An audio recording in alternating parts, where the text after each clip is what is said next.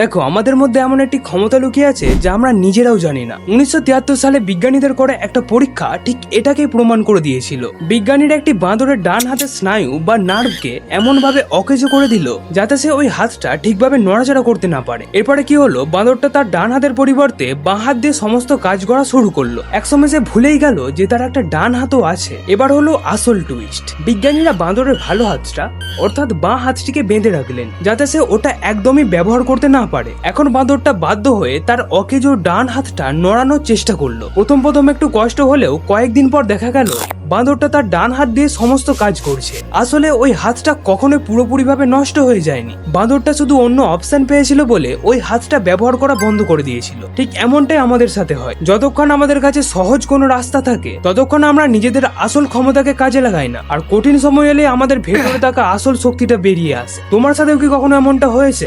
কমেন্টে জানাও। আর এমন আরো ভিডিও দেখতে হলে সাবস্ক্রাইব করো।